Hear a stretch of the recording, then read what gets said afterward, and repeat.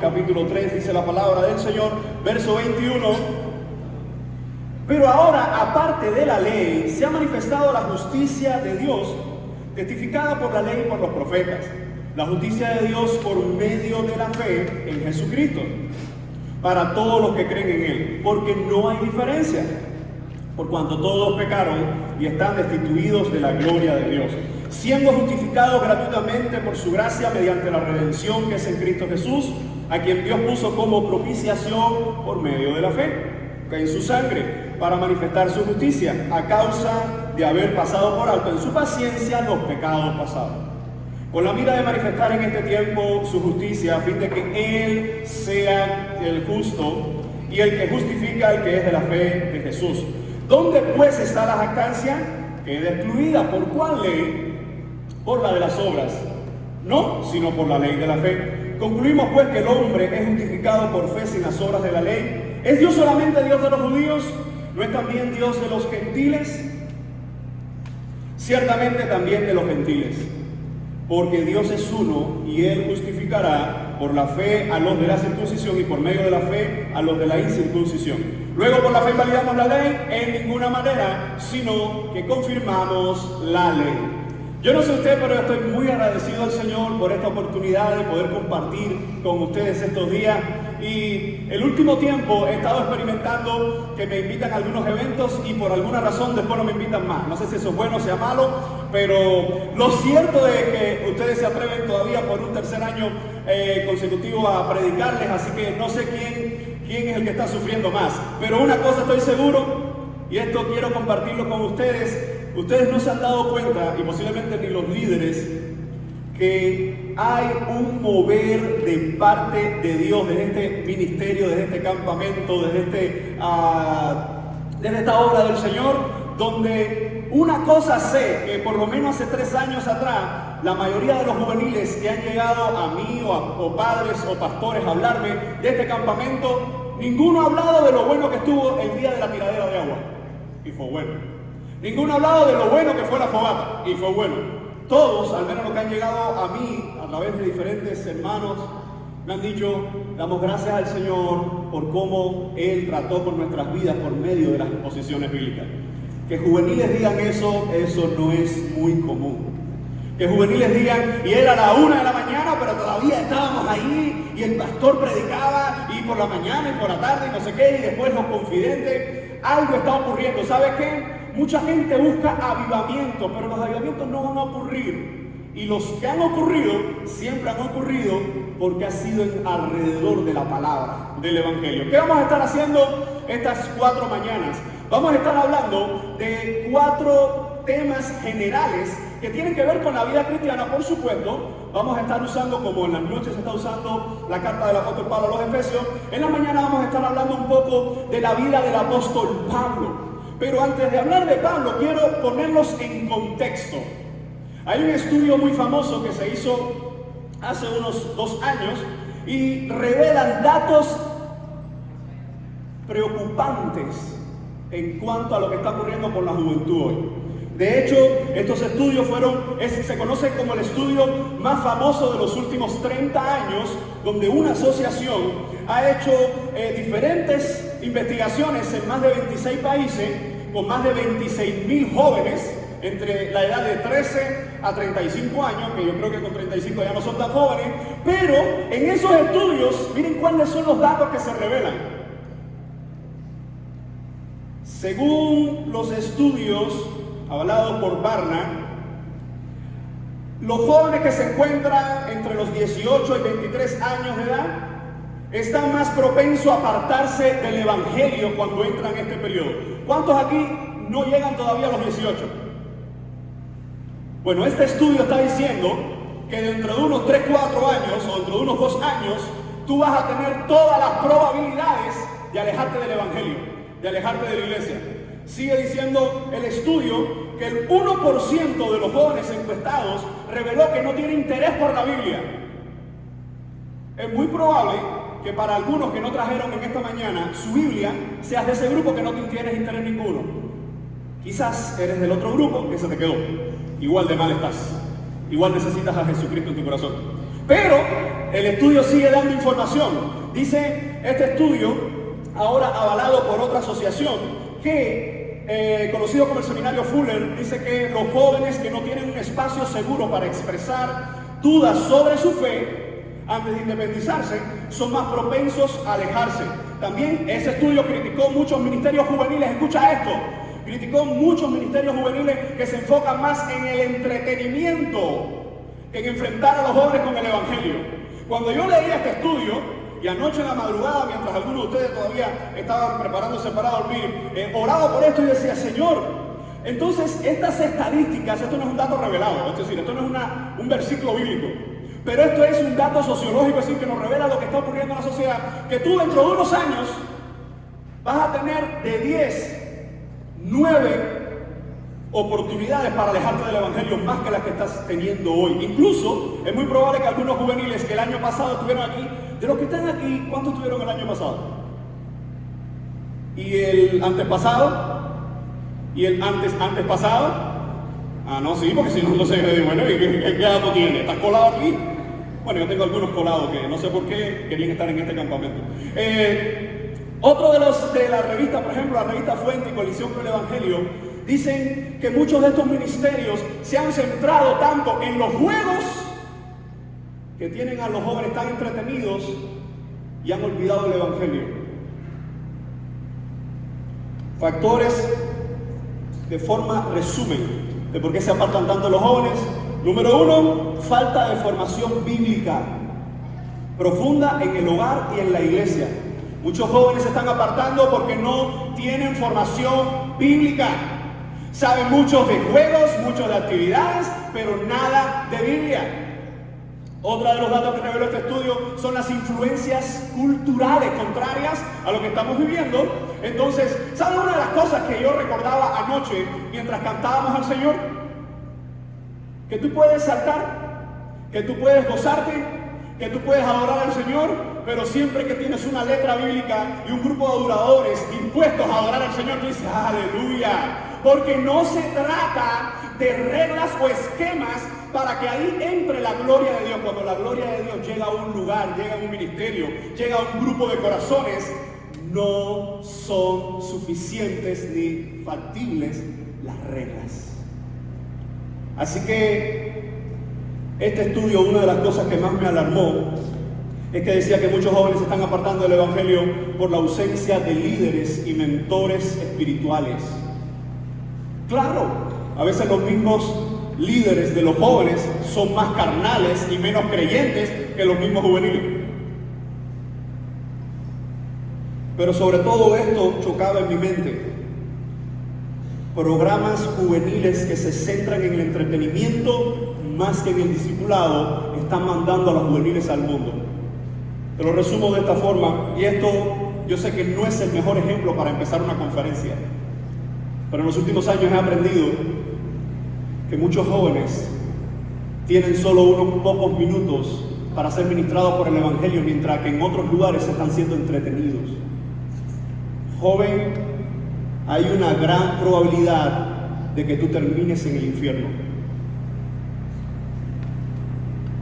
Hay una gran probabilidad de que tú dentro de 100 años estés sufriendo y gimiendo en el lago de fuego y azufre en el infierno. ¿Por qué? Por lo que está ocurriendo hoy. Así que quiero centrar, por supuesto, mi conferencia en las dos grandes noticias del Evangelio. Y la primera de ellas es que todos estamos perdidos, y la segunda, es la más importante, es que todos seremos condenados. Y en base a esas dos grandes noticias hay solo un camino y solo una respuesta. Pero antes, ¿por qué no hablamos un poco de las tres preguntas que vamos a estar tratando en esta mañana? La primera, ¿quién soy sin Cristo? La segunda pregunta, ¿cómo ser de Cristo? Y la tercera pregunta, ¿qué es entonces un discípulo de Cristo? Quiero comenzar primero con esta pregunta, ¿quién yo soy sin Cristo? Primero, ¿quién era Pablo? Y acabo de enterarme que me dan caramelo. Evidentemente, el predicador de anoche, junto con el de esta noche, es decir, tanto Andy como... Ya están levantando la mano. Ustedes déjenme terminar. El predicador de anoche, Andy, Dan Henry, ellos son financiados por el imperio, por eso que ellos dan gorra. A mí me tocó esto porque tengo dos niñas pequeñas, entonces yo lo voy a guardar y el estímulo mío Si ellos son financiados por el imperio, el estímulo mío es financiado por los CDR. Yo te doy un fuerte aplauso a todo el que haga esto, ¿verdad? Ok, si están de acuerdo conmigo, mira como algunos bajaron la mano. Necesitan el evangelio. Ok, ¿quién era Pablo? A ver, Amina. ¿Cómo? Alguien tiene que ayudarme con esto. Que no se los pongan. No, tú tienes cara de comértelo. Tienes cara de comértelo. Ayúdame con eso ahí y ve dándole. ¿Quién era? Repita, Amina, disculpa. Era un perseguidor cristiano. ¿Qué más sabemos de Pablo? Apóstol de los gentiles. ¿Qué más sabemos de Pablo? A ver. Si ella me lo traduce por lenguaje de señas, te entiendo, pero así no te oí nada. ¿Qué eres? Perseguidor de los gentiles. Ajá. ¿Cómo? Sube el volumen, sube el volumen. Tuvo un encuentro con el Señor en Damasco. A ver.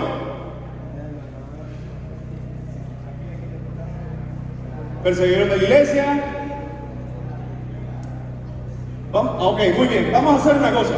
¿Quién quiere ganarse todos los caramelos? Todos. Voy a hacer una pregunta. Lo voy a poner hasta mejor. ¿Tienen la cámara esa? Eso debe costar unos $400, $500. Fácil. ¿Por ahí? ¿Quién quiere? La voy a rifar también. ¿Quién quiere ganarse esto con la cámara? ¿Quién está dispuesto a responderme la pregunta que voy a hacer ahora? Es una pregunta de Pablo. ¿Quién? ¿Tú? Ven acá. Ven. ¿No quieres ganarte la cámara de esto?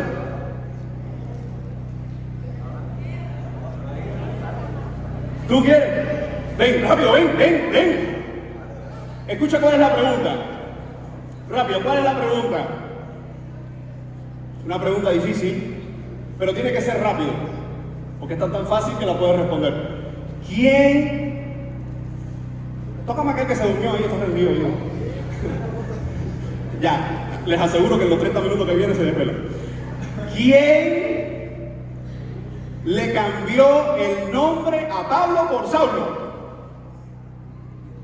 Dios. Te lo perdiste. ¿Quién le cambió el nombre a Pablo por Saulo?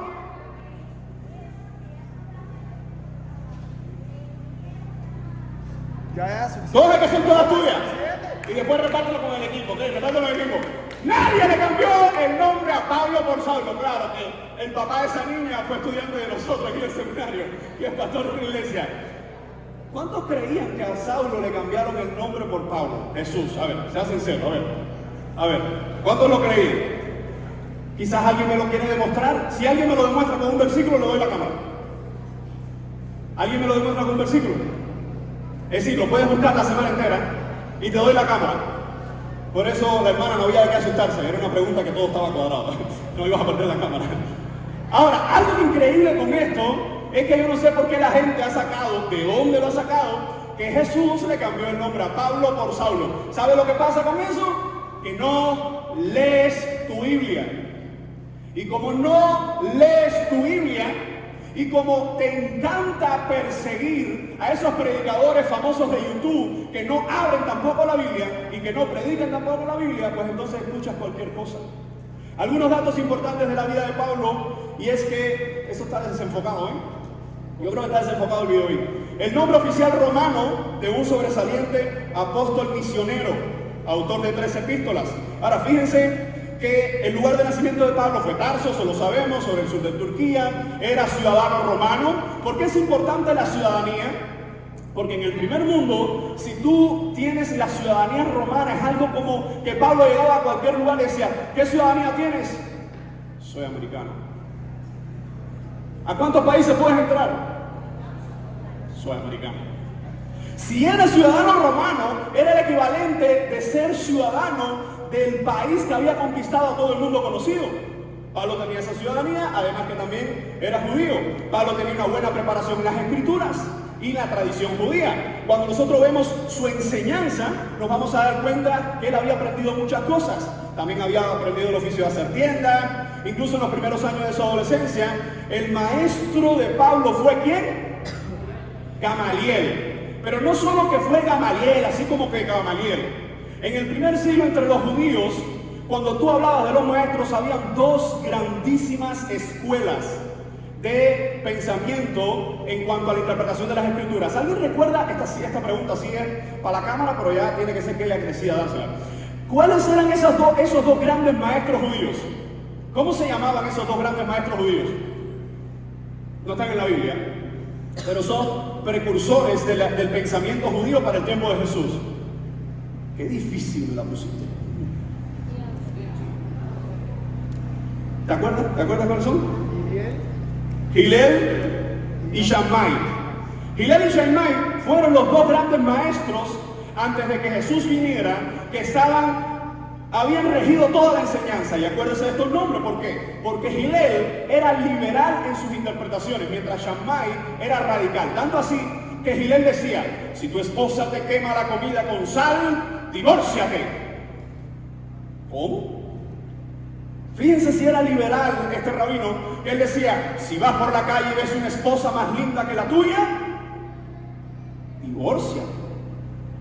Claro que a muchos les gustaba la escuela de Hillel, pero lo increíble del caso es que Gamaliel era nieto de Hillel. Pero cuando vemos la enseñanza de Gamaliel, que de hecho vemos muy poco de él, donde aparece Gamaliel es en Hechos 5, cuando quieren ahí meter presos a los apóstoles y quieren darle muerte, le dicen: tengan cuidado que no nos hallemos peleando contra Dios.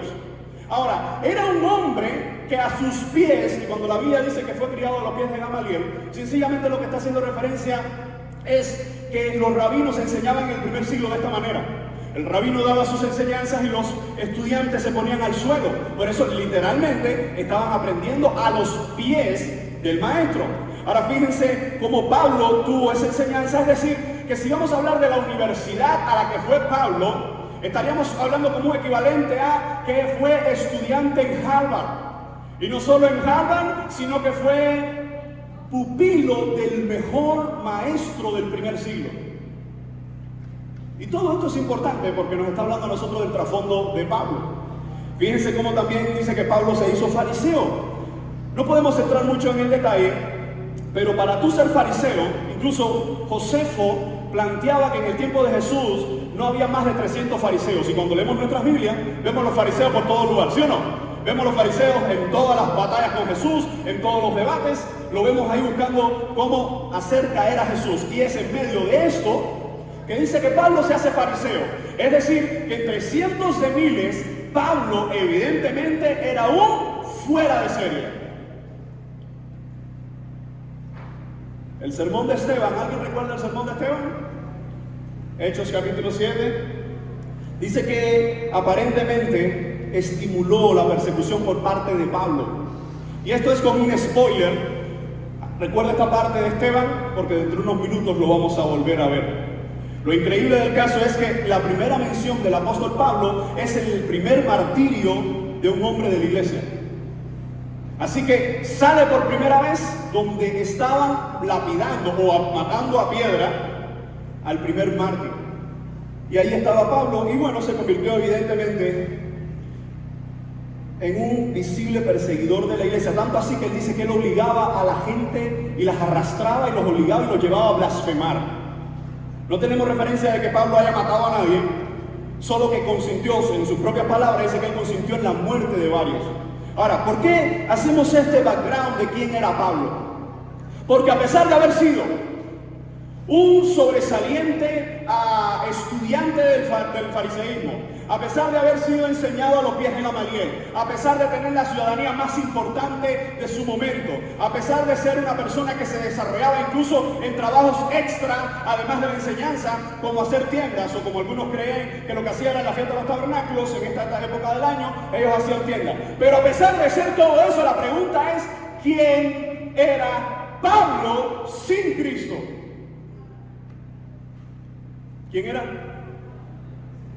Alguien dijo una palabra muy profunda teológicamente: nada. Pero todavía la Biblia dice más. ¿Qué es una persona sin Cristo? Y quiero que pienses por un momento: ¿cómo tú sabes, joven, si tú tienes a Cristo en tu corazón? ¿Cómo tú sabes si verdaderamente tú eres salvo? ¿Cómo tú sabes si verdaderamente el Evangelio ha llegado a tu vida? La pregunta sería, si tú mueres hoy, y esto no es, yo lo reconozco, esto no es tradicional para predicarle a los jóvenes, pero esto es necesario. Si tú mueres ahora mismo, ¿dónde vas a pasar la eternidad? Si tú hoy por alguna causa partes de esta vida, ¿dónde vas a pasar la eternidad? Y si tú crees que la vas a pasar en el cielo, la pregunta entonces te la hago más profunda. ¿Cómo estás seguro que vas a pasar la eternidad en el cielo? ¿Y en base a qué argumentos? Y todavía una pregunta más profunda. ¿Y si esos argumentos que te dicen que vas a pasar la eternidad en el cielo son los argumentos de Dios? ¿O son argumentos que te enseñaron en algún lugar? Hemos llegado al punto donde el Evangelio se ha diluido tanto. Esta frase la escuché una vez de mi hermano Javier, que se la robó a alguno de sus predicadores por ahí. El Evangelio se ha diluido tanto que si fuera veneno, no mataba, si fuera medicina, no sanaba. Hemos llegado a un punto donde muchos ministerios de jóvenes, por no decir iglesias enteras, perdieron el mensaje del Evangelio y lo único que están contando es ovejas, pero no viviendo a Jesucristo. Joven, tú has llegado aquí, yo sé que es cantado, yo sé que estás siendo bendecido. De hecho, hay muchos hermanos que tú no los estás viendo aquí ni los vas a ver, que se quedaron en nuestras iglesias orando por ustedes.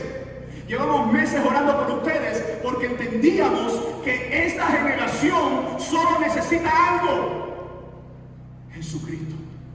¿Cómo sabes si partes hoy de esta vida? ¿Cómo sabes si te vas a presentar a Dios? ¿Cómo sabes si al morir estará esperándote el Padre Celestial en el cielo? ¿Cómo sabes que no eres ese grupo que está en la iglesia pero no es iglesia?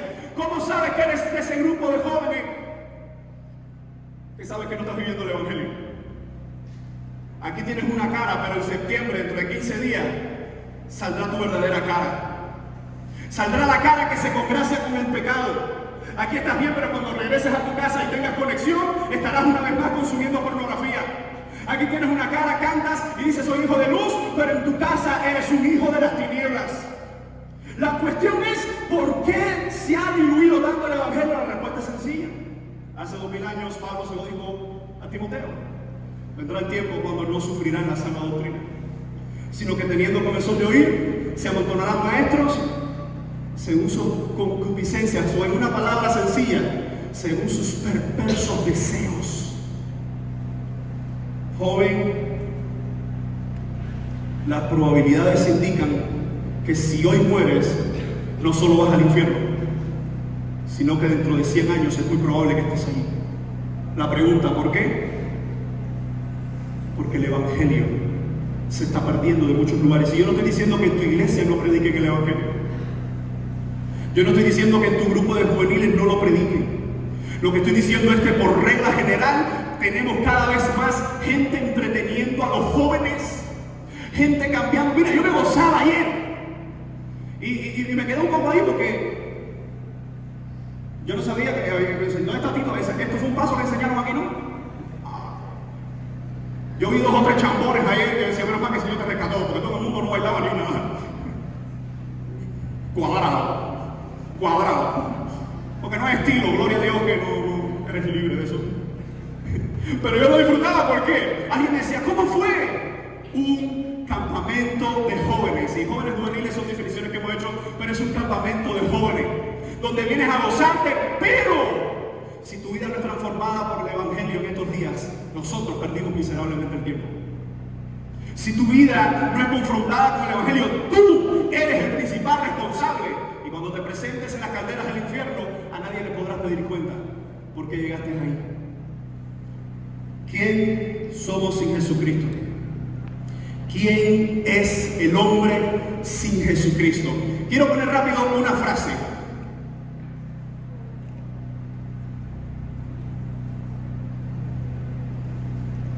¿Quién se atreve a traducirla? ¿Quién se atreve a traducirla?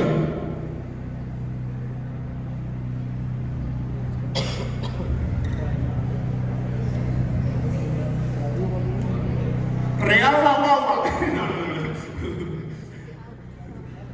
A ver, ese chiquitico, párate. Vamos a ver. ¿A dónde tu papá está en el seminario? Vamos a leerla. ¿Dónde está Gerson? ¿Dónde está Gerson? Traje como siete solteros.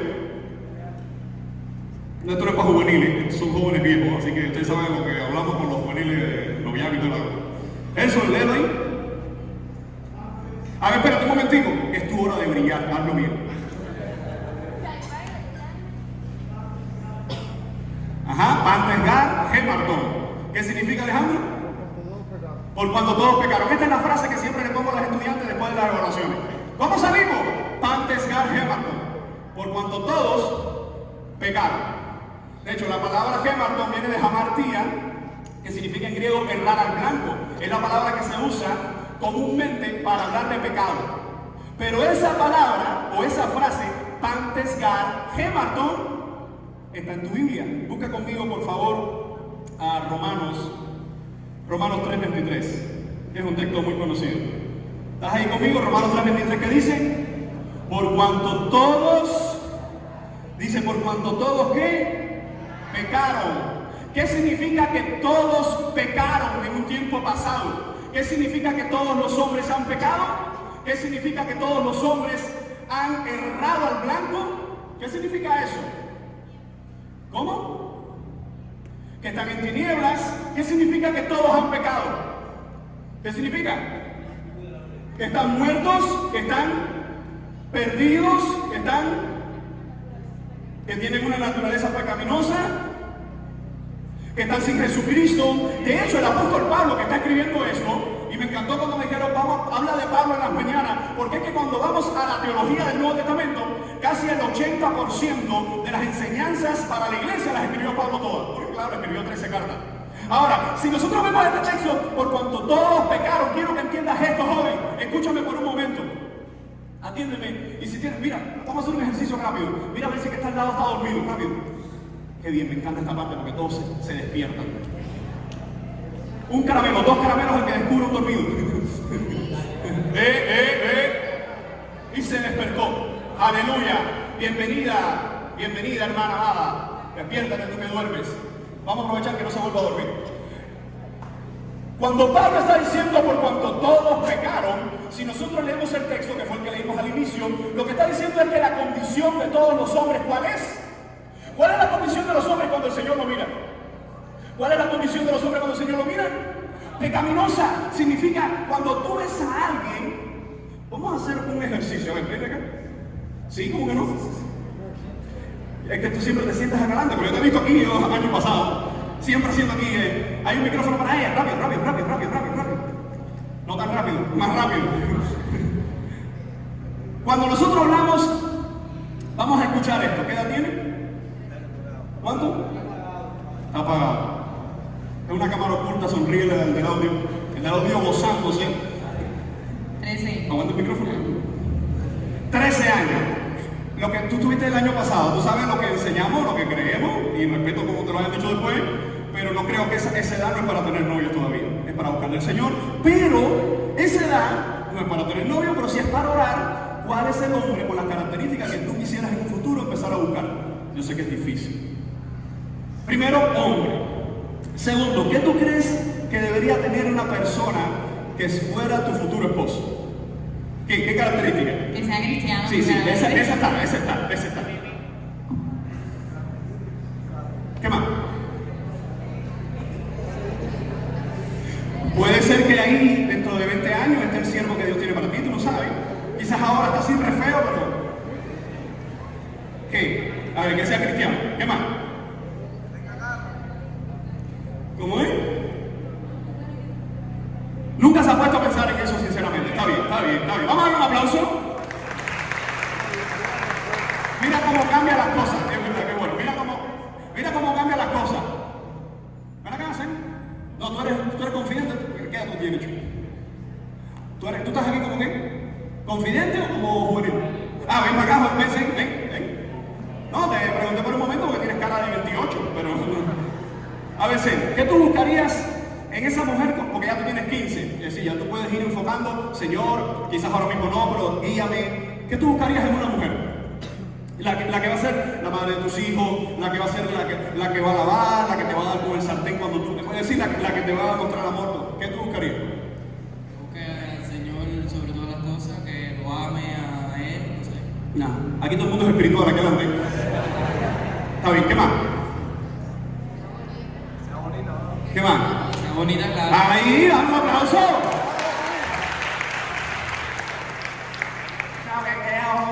Alguien dijo, no, porque yo lo que busco es que sea bella interna. Y en la foto de la boda, ¿qué tú vas a hacer? ¿Una radiografía? ¿Una radiografía? Yo tengo una placa. No, lo de afuera también. Pero hay algo que es interesante, Sen. Tú puedes, cuando ves a una muchacha, tú puedes descubrir cuán cristiana es. Complicado, ¿verdad? ¿Por qué? Porque una cosa es la apariencia externa y otra cosa es el corazón. Es decir, gracias, hermano, gracias. ¿Estás soltero, verdad? Sí, la cara no te delata. Esto es importante. Cuando nosotros miramos a alguien, normalmente hay ciertas características que pueden llamar la atención o ciertas características que tú dices jamás va a ser esa persona. Pero cuando Dios mira nuestros corazones, lo único que ve Dios en nuestros corazones, ¿qué cosa es? Pecado. Cuando Dios mira tu vida, ¿qué es lo que Dios ve en tu alma? Pecado. Cuando Dios mira tu corazón, cuando tú te miras al espejo, es muy diferente a como Dios te mira a ti, como Dios me ve a mí. Lo único que Dios puede encontrar en tu corazón, muchacho, es pecado. Por eso cuando se te dice que vas caminando hacia el mismísimo infierno, no es algo que yo quiero hacer como para hacer disonante. No es que los predicadores queremos hacerte sentir mal, pero el evangelio se ha cambiado tanto que los predicadores hoy buscan cómo motivar. Y nunca encontré a Jesús en el primer siglo diciendo mensajes llamativos que motivaran y que tuvieran muchos likes. Jesús fue el peor influencer de la historia. Y sé que algunos me podrían matar, no me importa. ¿Sabe por qué? Porque el evangelio no es para influencer. Yo sé que en algún momento alguien, no sé de dónde, con falta de oración quizás, pero trató de buscar ese título y pusieron a pastores a buscar las mejores conferencias y gloria a Dios.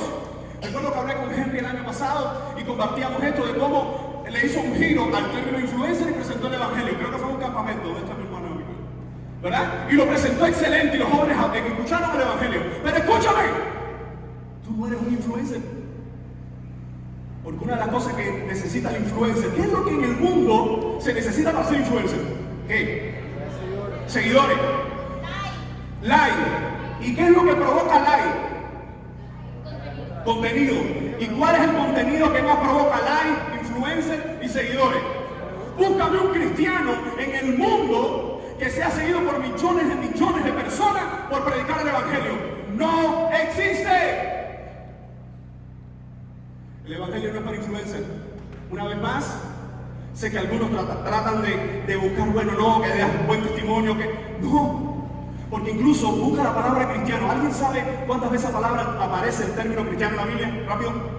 ¿Cuántas veces? 3. 2 usadas por Jesús, contexto de la disciplina. 1 usada por Pedro. Y cuando sufren como cristianos. Es decir, Pedro, que ya ha pasado unos años del desarrollo de la iglesia, Pedro cuando habla del término de cristianos, lo que nos está diciendo es que el que sufra como cristiano, mira, hay un historiador Tácito del siglo II que dice que el término cristiano llegó a ser tan despreciable que los mismos cristianos comenzaron a usarlo en sentido de vamos a sufrir pero vamos a mostrar a Cristo, porque somos cristianos en griego. Y ese cristianos que hemos traducido al español, cuando se habla, hay que entender primero qué no es el cristiano. Tu condición ante los ojos de Dios es detestable. Si tú piensas que puedes engañar a los hombres, si piensas que puedes engañar a los líderes que están en este campamento, si piensas que puedes engañar a tu pastor, la respuesta a ese pensamiento es: estás completamente equivocado. Porque todos dicen, pecaron, vamos a esta parte, no alcanzan. ¿A qué le suena a usted la frase no alcanzan? No alcanzan la gloria de Dios. ¿No? No es suficiente. Cuando no puedes agarrar algo y se te va, muy bien. Lástima que mira, niña, después comparte unos caramelos que te los digo y después dar uno que sea bien. ¿Qué más? Que su naturaleza se le impide. Yo no sé, pero yo veo. No sé si fue que me sentaron adelante o aventajado. Déjame ir para atrás, déjame ir para la grada. A ver, tú qué querías responder. ¿Qué tú crees que significa y no alcanzan la gloria de Dios. No con tantas palabras decirle. Sí, ¿qué significa no alcanzan la gloria de Dios? ¿Qué significa eso?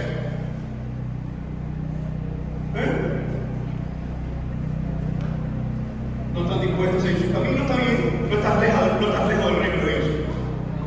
A ver, ¿sí? No sienten a Dios en su interior. Eso está muy romántico, pero está bien lejos del reino de Dios. ¿No qué? No aparece. ¿No qué? Ah, no la merece. Estamos un poquito más cerca del reino de Dios. A ver, están enemestados. Eso está profunda, niña. Por favor, ¿le pueden dar quizás 2 caramelos que esa niña da una respuesta ahí también? Tú, pero para ti no hay caramelo. ¿Qué cosa? No son lo suficientemente... no son perfectos ya. No te pongas creativo, pero está bien, está bien. A ver, Manuel. No podemos alcanzar la gloria de Dios. Ahora, ¿saben que cuando uno lee no alcanzan? En español eso te da la idea, que muchos de ustedes lo han traducido de esa forma, desde el español, como que es algo que ellos pudieran hacer, pero no lo logran hacer. Bueno, esa palabra alcanzar en griego tiene una información que es pasivo. ¿Y sabe por qué? Aquí nosotros como predicadores y como el pastor anoche explicaba todo el contexto de Éfeso y todas estas cosas, normalmente lo que tradicionalmente se haría si vas a predicar en un campamento como este, ¿qué cosa es? Con muchos chistes, con muchos juegos y después o que sea un versículo y siguen esa rutina de chistes y juegos. Pero una de las cosas que nosotros compartíamos es, presentemos el Evangelio, porque el Evangelio es el que transforma el corazón. El juego por la tarde, ahora no, ahora se hacen algunas dinámicas y cosas para tratar de enfocarlo, pero cuando la palabra no alcanza, aparece en el idioma original, la idea del verbo pasivo, ¿sabe lo que significa? Ven acá. No es lo mismo a que yo pueda decir, no es lo mismo que yo pueda decir, trata de ahí sin moverte, trata de alcanzar esto, trata de cogerlo, trata de coger, cuidado, es decir, si una poco se me fue, eso sí no te parece que, vale, no, cuidado, a ver, trata ahí como, eso es, no alcanza. Ahora, una cosa es que esa idea tú creas que es la que está diciendo ahí. Eso sería un activo, es decir, que tú estás haciendo el intento pero no llega. Eso no es lo que significa el verbo pasivo. El verbo pasivo en griego, yo sé que algunos incluso son malos en español, pero esto anótalo en tu Biblia si la tienes. Por eso es la importancia de tener tu Biblia viejita, nuevecita, como sea, pero en papel para escribir estas cosas. Ese verbo en pasivo no es que la persona está tratando de buscar y no alcanza. En pasivo significa que él no puede ejecutar la acción, más bien él está siendo privado. Eso es un pasivo. Yo sé que después se te va a olvidar. Yo sé que después...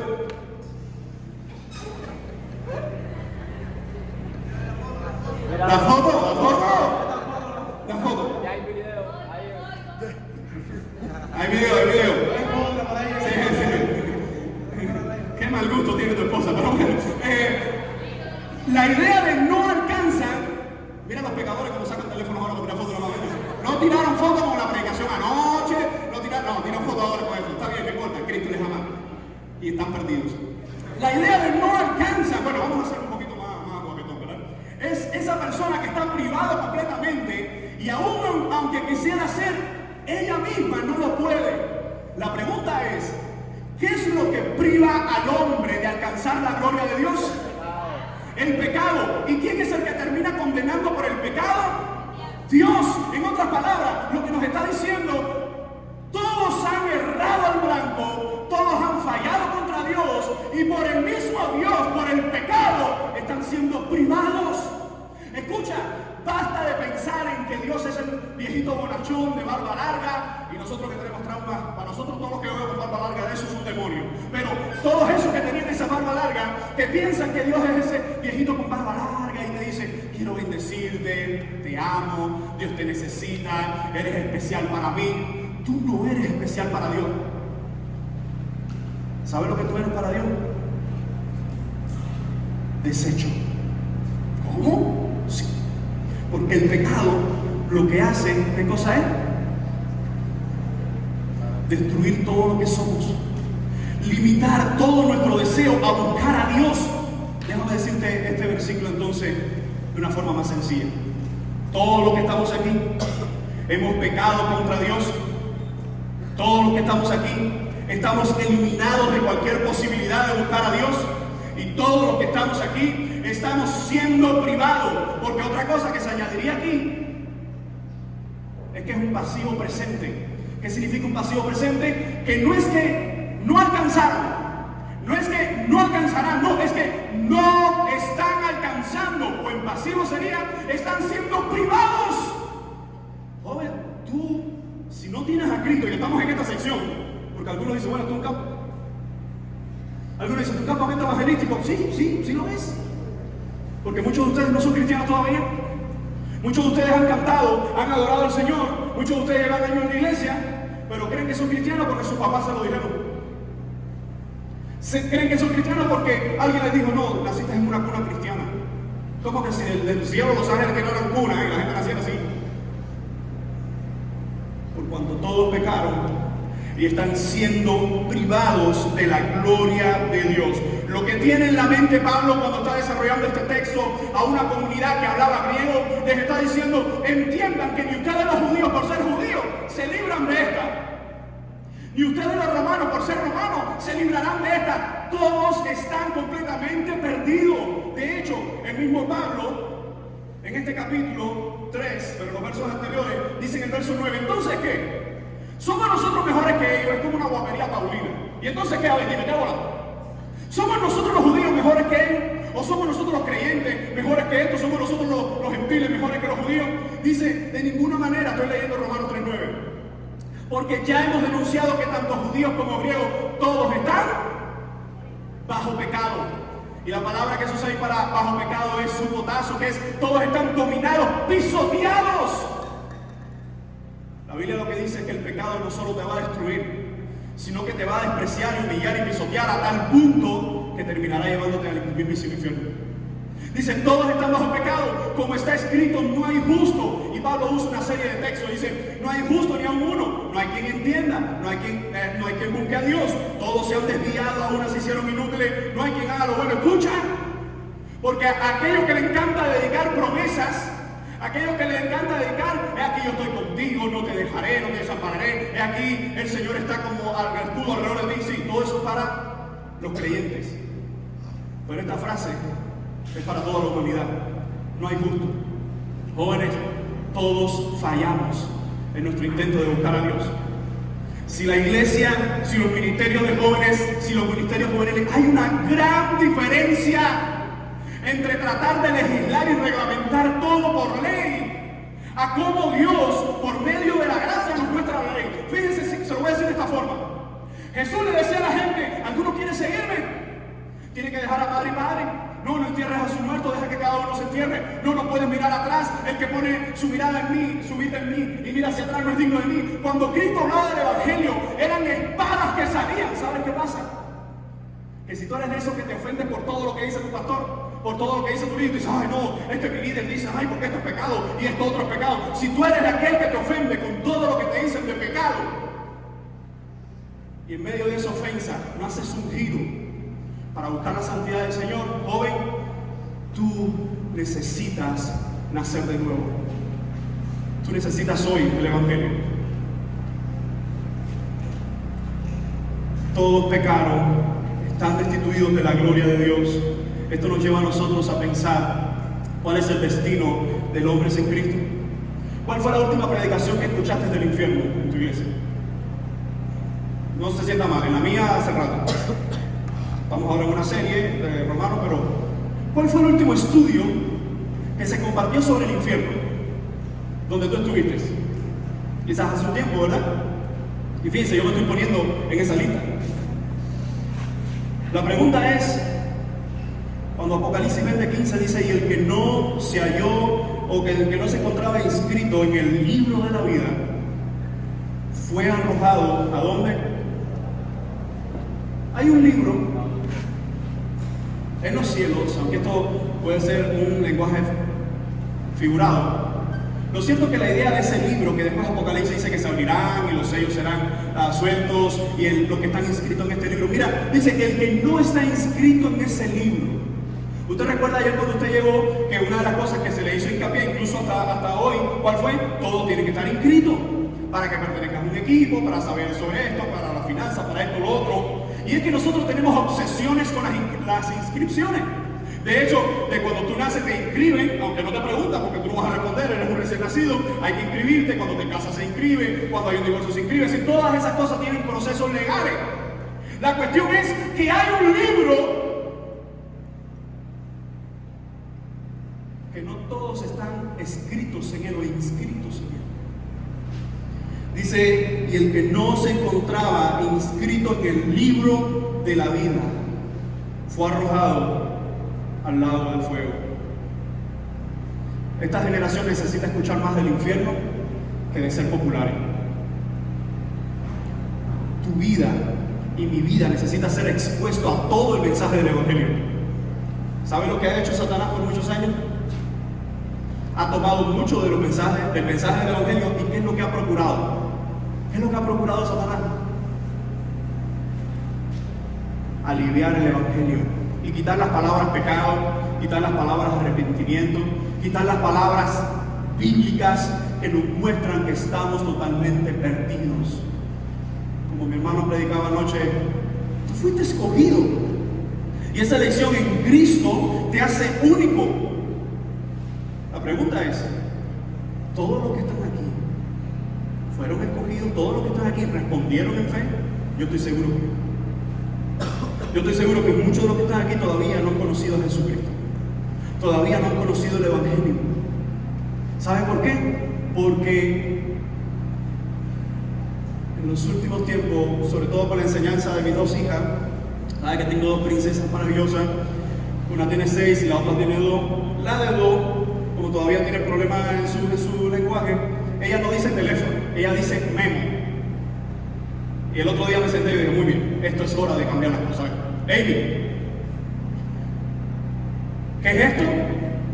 Memo. No, eso está mal, eso no es memo, eso es teléfono. Memo. No, Amy, no. Amy, ¿qué es esto? Memo.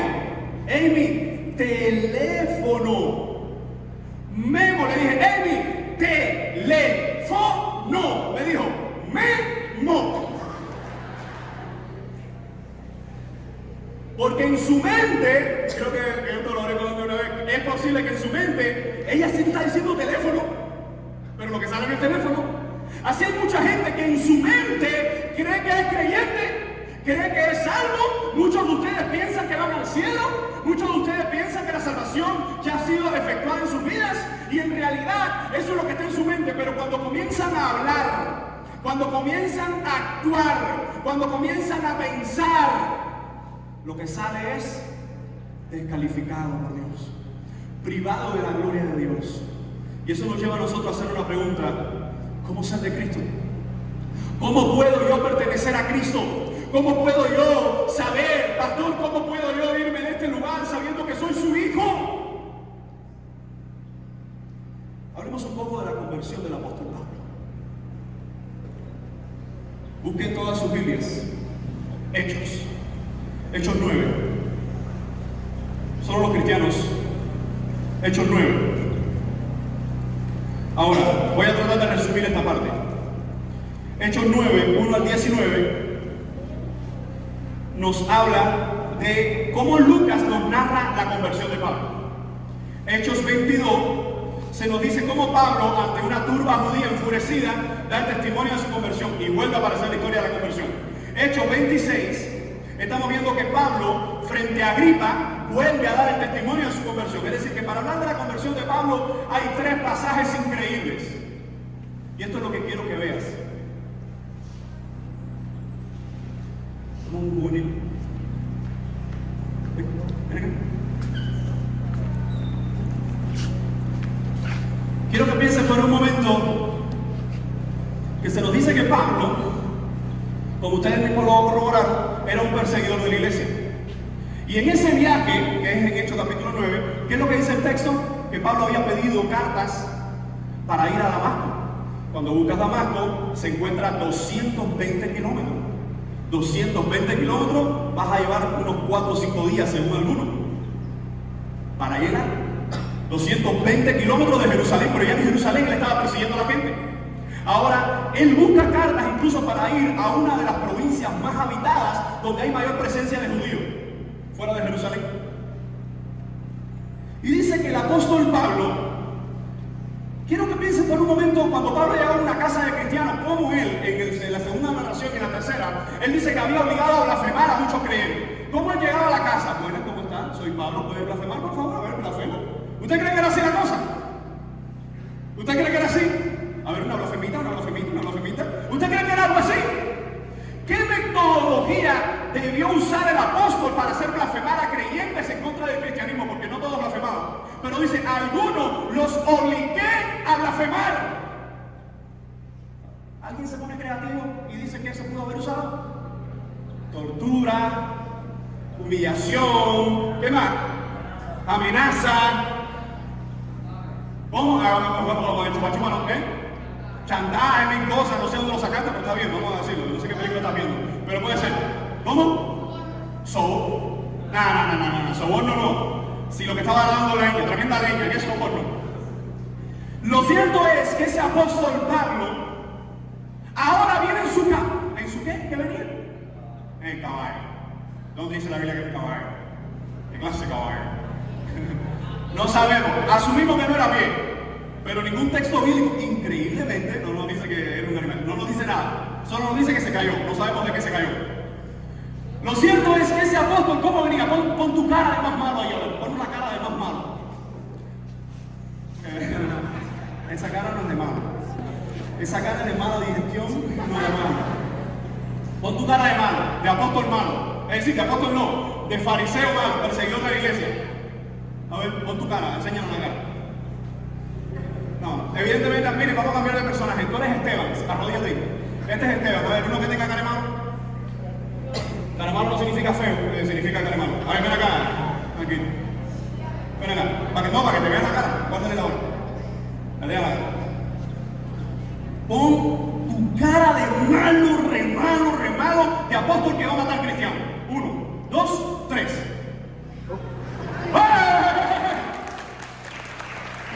Este niño, caballero, la mamá está por ahí, pero se metió en el personaje cada vez que se acabó los caramelos. Bueno, esa es la cara de malo. Ahora piensa por un momento, ese malo que viene como en el animal que venía Pablo, Esteban, quédate por ahí.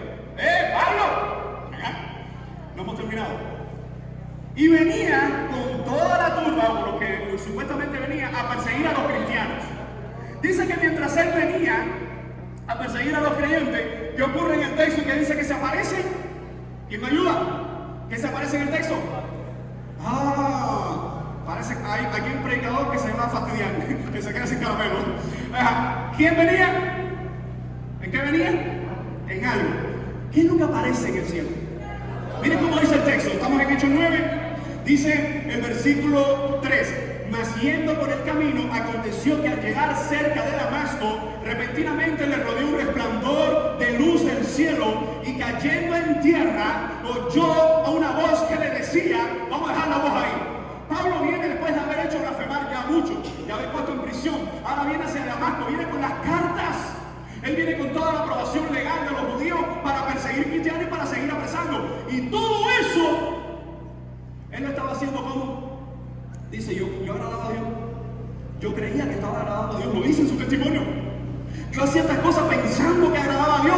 Eso es para que usted entienda que el nivel de justicia de los hombres es pura perversión ante Dios. Joven, tú no eres bueno. Joven, no hay ninguno bueno. Y en medio de eso, Saulo viene con toda su arrogancia. ¿Y qué es lo que ve del cielo? ¿Qué ve? Una luz. Si leemos el capítulo 22 y el capítulo 26, dice que ese resplandor era incluso más fuerte que la luz del sol. ¿Cómo se llama el campamento? Hijos de luz. Ese resplandor desde el cielo le hace caerse de lo que venía, no sabemos qué era, y se cae. Vamos a ver, ponte un poco por ahí, se cae, no te caiga tanto, se queda por ahí. Cuando él se cae, que este evangelio no ahí, porque estas son dos historias aparte. Cuando él se cae, ¿a dónde está mirando él? al cielo. Pausa. Un tiempo antes, estamos en el capítulo 9 de hecho, un tiempo antes, ¿qué pasó en capítulo 7 con Esteban? ¿Qué pasó? Esteban hace una predicación histórica desde el Antiguo Testamento a muchos hombres de Dios, ¿sí o no? Eso lo encontramos en Hechos capítulo 7. En medio de esa historia, cuando Esteban está predicando, ¿quién estaba en una esquinita? Ven acá, Pablo. ¿Quién estaba en una esquinita? Pablo, era un jovencito. Esteban está predicando y Pablo está ahí. La turba escucha una frase. Vamos conmigo al capítulo 7. Dice el verso 54, por eso que lo tengo ahí en amarillo. Dice el verso 54, oyendo estas cosas se enfurecían en sus corazones y crujían los dientes contra él, contra Esteban. Pero Esteban, lleno del Espíritu Santo, puesto los ojos al cielo, Esteban pone los ojos al cielo, vio la gloria de Dios y a Jesús que estaba a la diestra de Dios. Quédate aquí conmigo hoy. Esteban está en el suelo. Vamos a pensar que ya estaba esta parte para hacer la piedad. Esteban está en el suelo. Él mira al cielo. Y cuando mira al cielo, ¿a quién él ve? A Jesús, ¿qué dice la Biblia? A la diestra del Padre. Hay un problema con eso. Un problema de traducción. La frase está. La Reina Valera la trata de traducir lineal. Pero es una palabra griega, los que toman notas, istemi. Anótalo como suene, como te suene, no importa cómo se escriba. Istemi.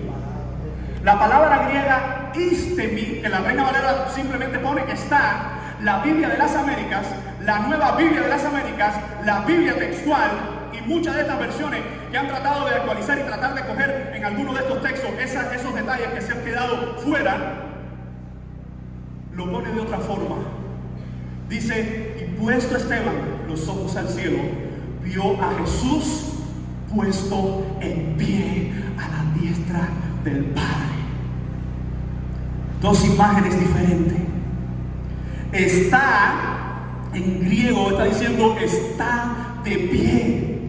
Yo no sé si alguna vez habías escuchado esto, pero esto es uno de esos mensajes tan increíbles que Lucas, que es excelente en griego, trata de ponerlo.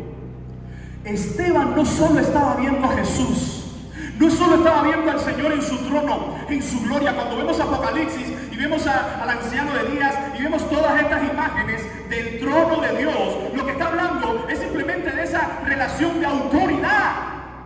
Pero quiero que entiendas esto. Cuando Esteban, que estaba muriendo por el Evangelio, alza sus ojos al cielo, Jesús está de pie mirando a su Hijo.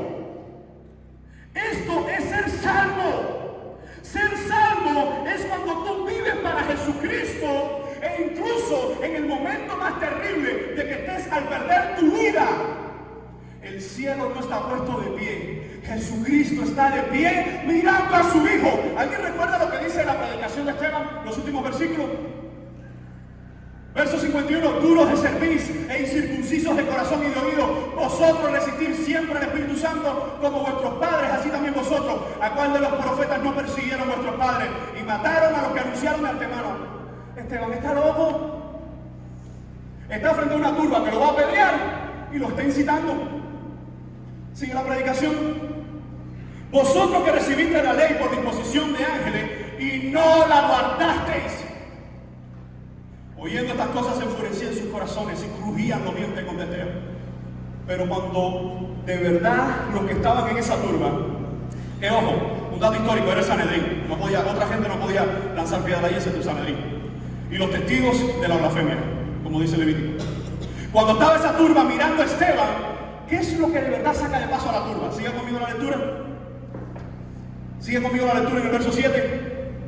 Dice, y dijo Esteban, verso 56, he aquí, veo los cielos abiertos y el Hijo del Hombre que está a la diestra de Dios. Entonces ellos, dando grandes voces, se taparon los oídos y arremetieron a una contra él, y echándole fuera de la ciudad, le apedrearon. Y pusieron testigos, dicen los testigos, pusieron sus ropas a los pies de ¿quién? Aquí está Pablo, o Saulo, el nombre tanto en hebreo como en griego. Aquí está Saulo.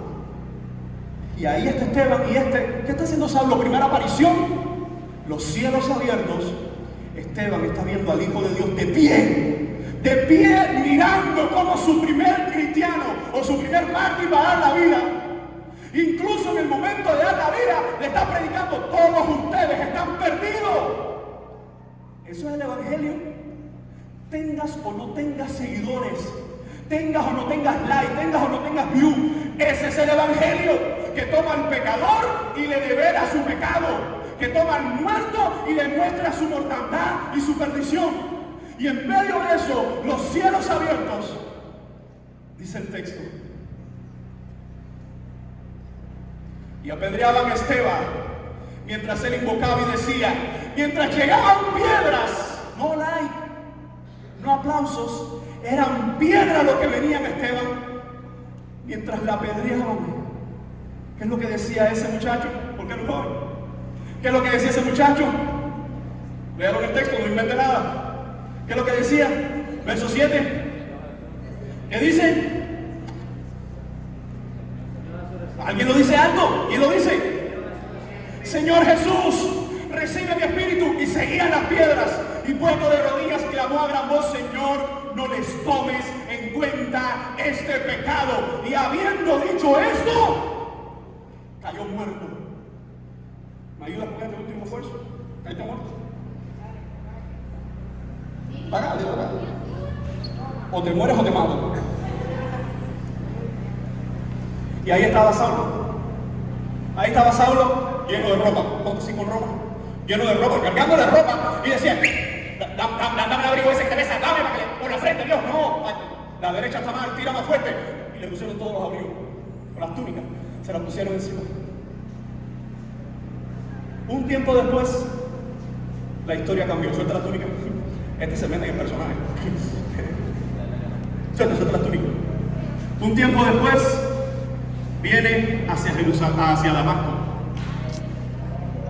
Diferente escena, mismo Dios. El cielo se abre. El cielo que un tiempo antes se abrió con Esteban, ahora se abre y aparece una voz desde el suelo. Ahora es desde el suelo. Quiero que vean los paralelos. No sé si te has percatado de esto, pero es como que Lucas, cuando está escribiendo el capítulo 7, ya él está escribiendo después de la historia. Es como el escritor que sabe cómo va a terminar la película. Dice: ay, yo me imagino si hubiese sido Lucas escribiendo y Saulo estaba ahí cuidando la ropa. Dice: ay, Saulo, lo que te espera en el 9. Y sigue escribiendo. Así que en el capítulo 9, mientras ese... Pon de nuevo la cara de malo. Pon la cara de malo. Con esa misma cara de malo, ahora desde el suelo, gracias, hay alguien que dice: Saulo, Saulo. ¿Cuáles fueron las voces del Nazareno? ¿Cuáles fueron? Saulo, Saulo, ¿por qué me persigues? En griego hay un presente continuo que está diciendo: ¿por qué me estás persiguiendo? Jesús se ha encarado al mayor enemigo de la iglesia en el primer siglo, y desde el cielo y él en el suelo. Quiero que entiendas esto: aquel que era un arrogante, aquel que creía que agradaba a Dios, ahora desde el suelo está escuchando al Rey de Reyes y Señor de Señores. Joven, ser no creyente es lo peor que te puede pasar, no solo porque vas al infierno, sino porque es declarado la guerra contra el Dios de los cielos. Y esa guerra nunca nadie la ha ganado ni la ganará. Y el Dios de los cielos le está diciendo: Saulo, Saulo, ¿por qué me persigues? En el otro testimonio dice Pablo que él lo dijo en hebreo o arameo.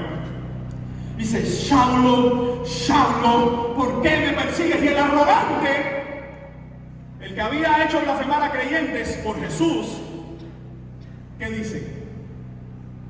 ¿Qué dice el texto? ¿Quién eres, Señor?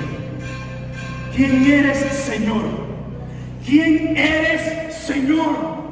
Así que vemos ahora a un arrogante confrontado por Jesucristo desde el suelo decir: ¿quién eres, Señor? La respuesta es directa: yo soy Jesús a quien tú persigues. Yo soy Jesús.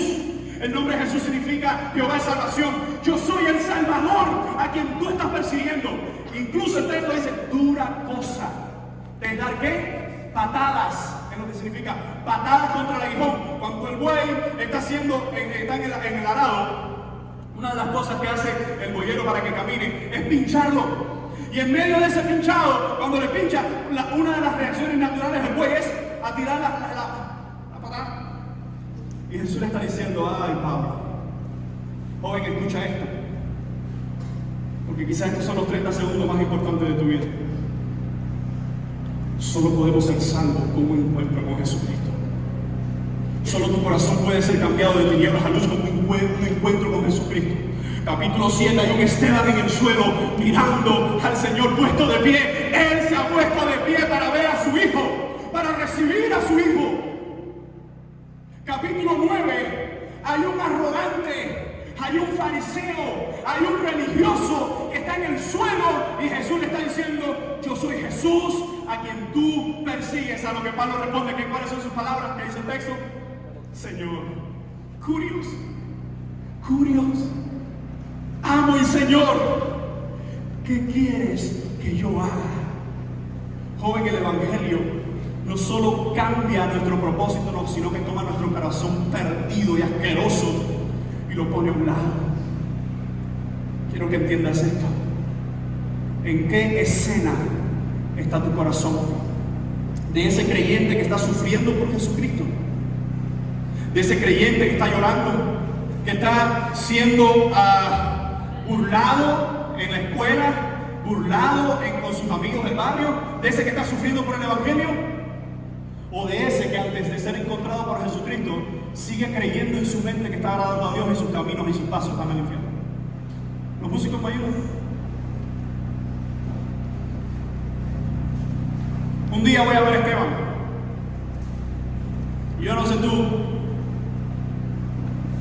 pero solo leerlo y pensar que un día lo voy a mirar a los ojos, yo creo que una de las frases que todos vamos a tener es, Señor, gracias.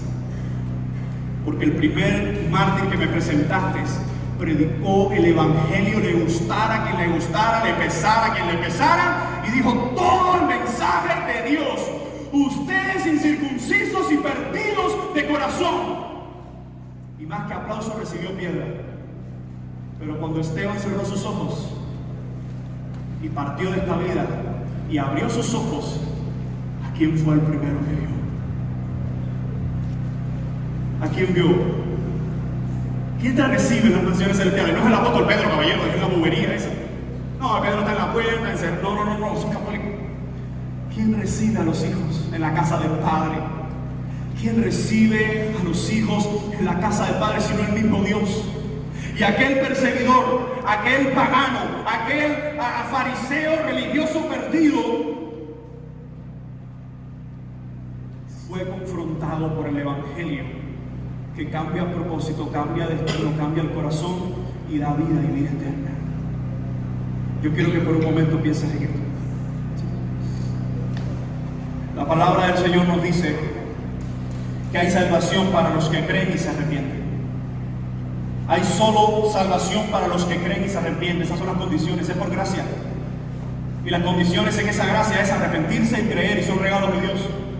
Dice la Biblia, porque la paga del pecado es muerte, mas la dádiva de Dios, el regalo merecido de Dios es ¿qué? Vida eterna en Cristo Jesús, Señor nuestro. Dice Romanos 10, 8 al 11. Por lo que dice, cerca de ti está la palabra, en tu boca y en tu corazón. Es decir, la palabra de fe le predicamos. Joven, este es el resumen del Evangelio que nosotros creemos. Que si confiesas con tu boca a Jesús por Señor y crees en tu corazón que Dios le resucitó de los muertos, serás salvo. Porque con el corazón se cree para justicia y con la boca se confiesa para salvación. Pues la Escritura dice, todo aquel que en Él cree no será avergonzado. Quiero que pienses esto.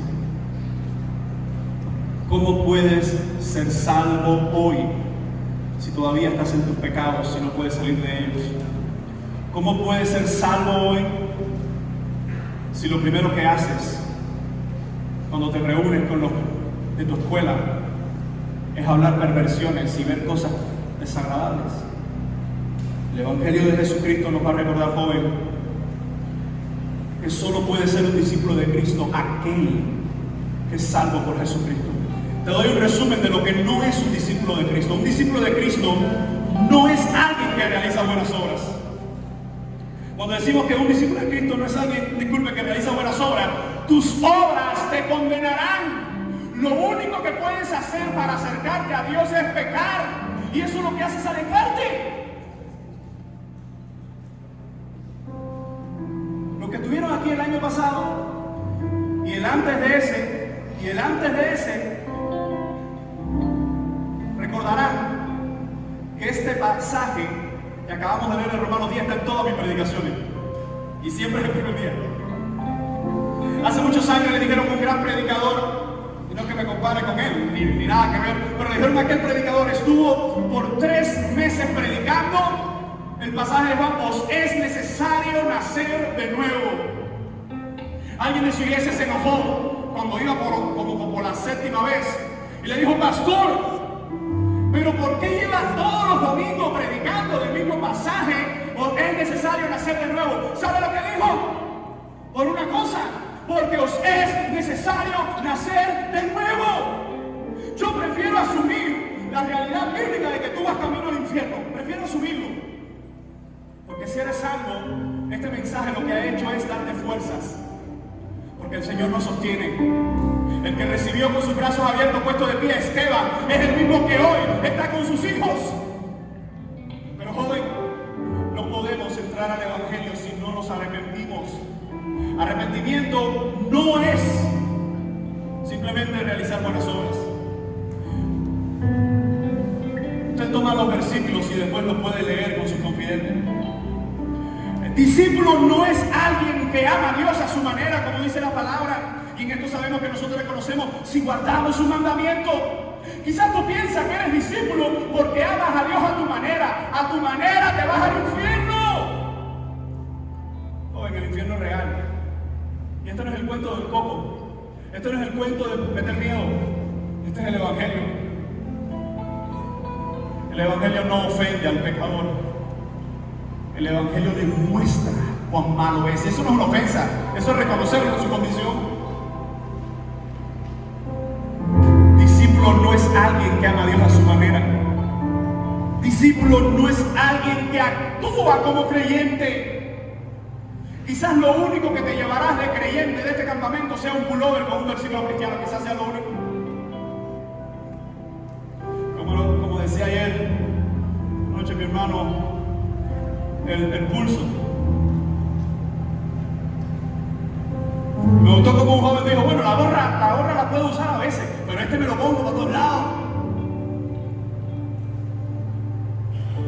Pero imagina que esa marca en la mano, el Señor dice en el Evangelio que lo pone en tu corazón.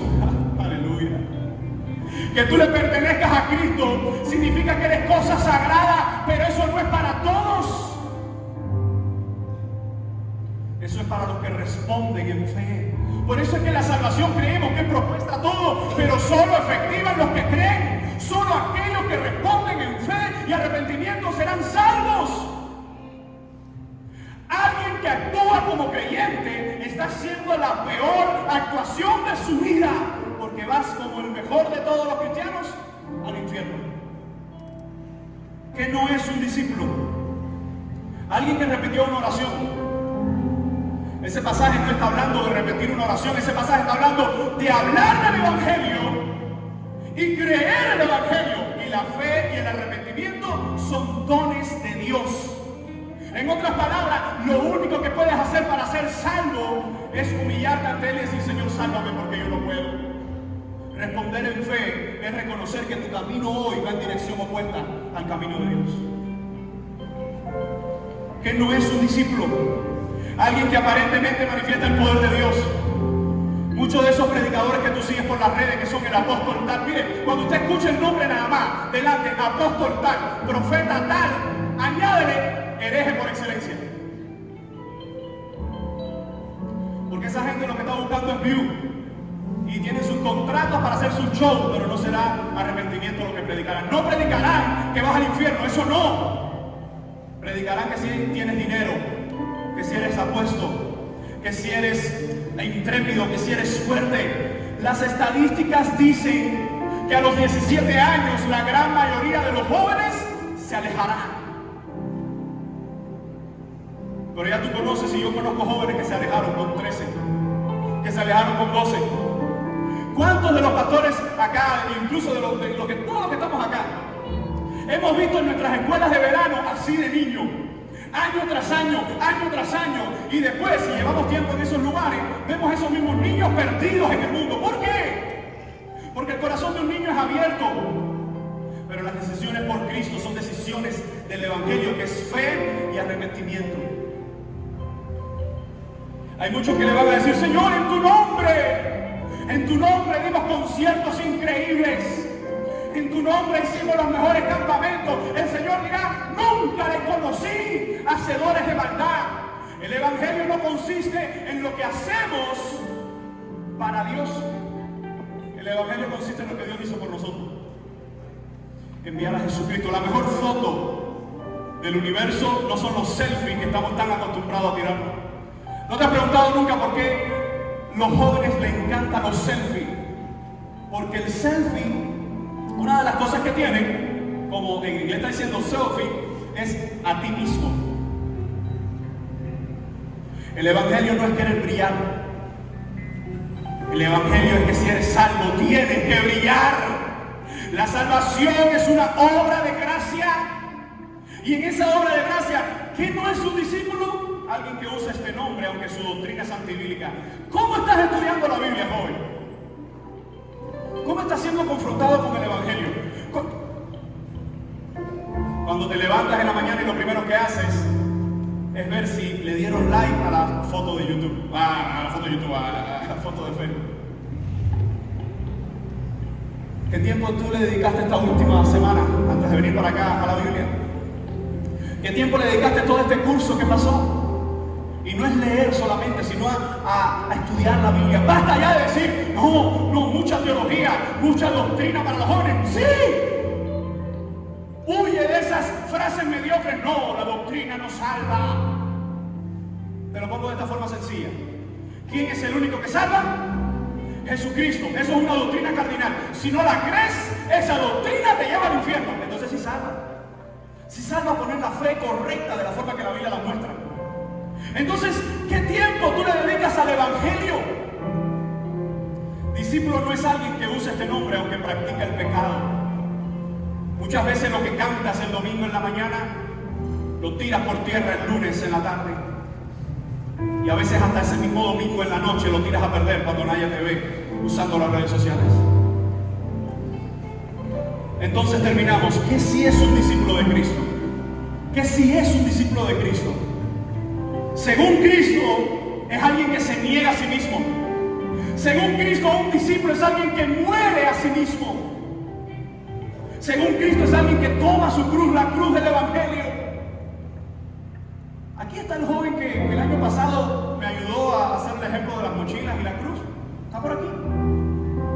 Recuerdo que era uno alto. ¿Está aquí? No está. Dios permita que no esté apartado. Sí, tristemente. No hay mejor ejemplo que ese para ilustrar lo que puede ocurrir el campamento que viene en septiembre. Alguien que deja de mirar la cruz. Alguien que empieza a mirar las tentaciones del mundo. Alguien que cree que es creyente pero no ha tenido un encuentro con Cristo. No está dispuesto a tomar la cruz. Es decir, no está dispuesto a sufrir por el Evangelio. Un discípulo es alguien que sigue a Cristo. Alguien que quiere parecerse a Cristo. Alguien que quiere hablar como Cristo. Pero ¿cómo tú vas a saber cómo hablaba Cristo si tú no lees a Cristo? Un discípulo es alguien que ama a Dios. Es alguien que ama a su prójimo. ¿Cómo tú te dices que eres creyente y estás fajado con tu propio amigo? ¿Cómo dices que amas a tu prójimo y estás enemistado incluso con tus padres si no obedeces a tus padres? Déjame hablarte, joven, porque este mensaje es necesario también para tu corazón. Tú estás llamado a honrar a tus padres.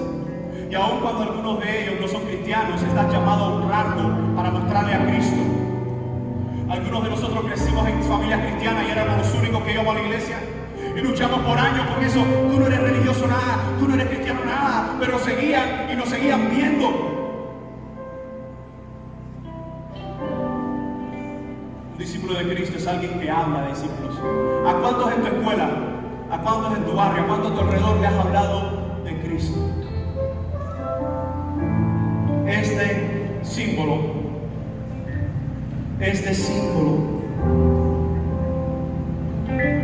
es más que un símbolo. Es el Evangelio. Ese símbolo del Evangelio fue escrito para tu salvación. Pero escucha, si no respondes en fe, el infierno espera por ti. Quiero hablarle en esta mañana a los que están caminando hacia el infierno. Quiero hablarle a tu corazón. Yo quiero hacer una oración por aquellos que dicen: Señor, quiero seguirte. Escuchen, yo digo aquellos que quieren hacer esta oración: quiero seguirte. Yo no sé si eres o no eres cristiano. Eso puede que lo sepas tú. Pero si hay dudas, entonces esta oración es para ti. Joven, tú has caminado todo este tiempo y no sé si te habías hecho esta pregunta: si muero hoy, voy a la presencia del Señor. Si muero hoy, Jesús me recibirá en sus brazos. Yo quiero orar con aquellos que hoy, como sé que muchos anoche lo hicieron, pero una vez más, ¿y por qué vuelven a predicar de lo mismo? Porque os es necesario nacer de nuevo. Yo quiero llamar a aquellos que quieren hoy orar y decir: Señor, yo quiero que mi vida, quiero que todo lo que soy te pertenezca a ti. Yo quiero hacer esta oración. Si quieres ponerte en pie, si quieres venir aquí, lo que tú quieras. Si quieres ahí donde estás arrodillarte